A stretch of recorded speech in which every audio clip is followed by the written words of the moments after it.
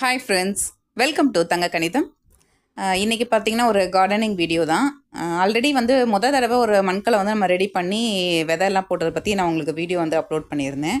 இது வந்து second time. ஏன்னா கொஞ்சம் வந்து செம்மண் கிடச்சிது, அதனால் இதை வச்சு ஒரு மண்கலவை ரெடி பண்ணிடலாம் அப்படின்னு சொல்லிட்டு இதில் பார்த்தீங்கன்னா தேங்காய் நார். இந்த தேங்காய் நார் வந்து இது வந்து எப்படின்னா, தேங்காய் வாங்கும்போது வீட்டுக்கு தேங்காய் யூஸ் பண்ணுவோம் இல்லையா, அந்த தேங்காய் வாங்கும்போது மிச்சம் இருந்த நார் இதெல்லாம் வந்து சேர்த்து வச்சுட்டே வந்தது. இதை வந்து ஃபஸ்ட்டு சின்ன சின்னதாக பிரிச்சுக்கிட்டு அதுக்கப்புறம் சிசர் வச்சு சின்ன சின்ன பீசஸாக வந்து கட் பண்ணி எடுத்துக்கிட்டேன்.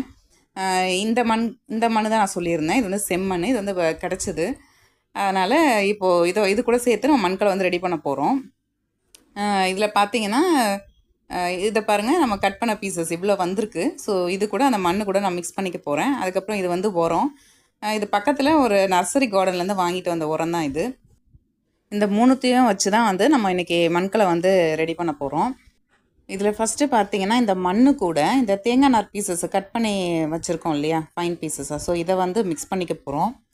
இதை மிக்ஸ் பண்ணும்போது தான் பார்த்தீங்கன்னா, இது ஃபஸ்ட்டு மிக்ஸ் ஆகிறதுக்கு ரொம்ப கஷ்டமாக இருந்துச்சு. ஏன்னா மண் வந்து கொஞ்சம் ஈரமாக இருந்தது. அதனால் மிக்ஸ் பண்ணுறதுக்கு எனக்கு கொஞ்சம் கஷ்டமாக தான் இருந்தது. அதே மாதிரி இந்த தேங்காய் நார் பார்த்திங்கன்னா அப்படி ரொம்ப சாஃப்டாக அப்படியே மேலே மிதந்துட்டே இருந்த மாதிரி இருந்தது. அதனால் பொறுமையாக கொஞ்சம் கொஞ்சமாக வந்து மிக்ஸ் பண்ணேன். ஸோ இதுக்கு தான் வந்து கொஞ்சம் டைம் எடுத்துருச்சு. இதுக்கப்புறம் இந்த நர்சரி கார்டன்லேருந்து ஒரு உர பேக்கெட் ஒன்று வாங்கிட்டு வந்துருந்தேன்னு சொல்லியிருந்தேன் இல்லையா, ஸோ அதை வந்து கட் பண்ணி இது எல்லாமே எடுத்து போட்டுக்கிட்டேன். மண்ணில் எல்லா இடத்துலையும் இது நல்லா மிக்ஸ் ஆகணும். ஒரு இடத்துல மட்டும் மிக்ஸ் ஆகி மற்ற இடத்துல அப்படியே இருக்கிற மாதிரிலாம் இருக்கக்கூடாது. அதனால் இது வந்து நல்லா மிக்ஸ் பண்ணணும். ஆல்ரெடி மண் வந்து கொஞ்சம் ஈரமாக இருந்ததுனால என்னால் ஒரு பர்ஃபெக்டாக மிக்ஸ் பண்ண மாதிரி ஒரு ஃபீலே வரல. இருந்தாலும் என்னால் முடிஞ்ச அளவுக்கு ஃபுல்லாத்தையும் வந்து மிக்ஸ் பண்ணிக்கிட்டேன்.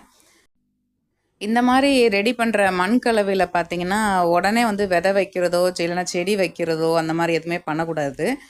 குறைஞ்சது ஒரு 10 நாளாவது முடியணும். ஓகேங்களா? அது 10 நாள் முழுசாக முடியணும். இல்லை கூட கொஞ்ச நாள் ஆனாலும் பரவாயில்ல. ஸோ அதுக்கப்புறமா தான் என்ன பண்ணணும், நம்ம வந்து புதுசாக விதைகளை வந்து வைக்கிறதோ இல்லைனா வந்து செடியை வந்து நடுறதோ இந்த மாதிரி விஷயங்கள்லாம் வந்து பண்ணணும். ஏன்னா அப்போ தான் வந்து அந்த மண் வந்து ரெடி ஆகும் ப்ராப்பராக. அதனால் அவசரப்பட்டு யாரும் வந்து வச்சிடக்கூடாது. புதுசாக வந்து ஒரு கார்டன் வைக்கணும், அதாவது ஒரு மாடித்தோட்டம்லாம் வைக்கணும் அப்படின்னு நினைக்கிறவங்க பண்ணுற மிஸ்டேக் வந்து இதுதான். பட் இது எனக்கு ஆல்ரெடி ஒருத்தவங்க சொல்லிட்டாங்க. அதனால் நான் வந்து உஷாராயிட்டேன்.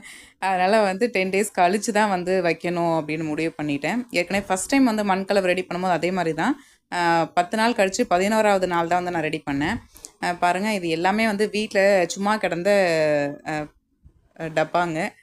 சைடில் ஒன்று இருக்குது பார்த்தீங்களா, இது வந்து ஒரு தெர்மாக்கோல். இது ஒரு வீட்டில் இருந்துச்சு, வேஸ்ட்டாக இருந்துச்சு. ஸோ அதையும் வந்து யூஸ் பண்ணிக்கிட்டேன். இதில் எல்லாத்துலேயுமே பார்த்திங்கன்னா பாட்டமில் ஓட்டை போட்டு வச்சுருந்தேன்.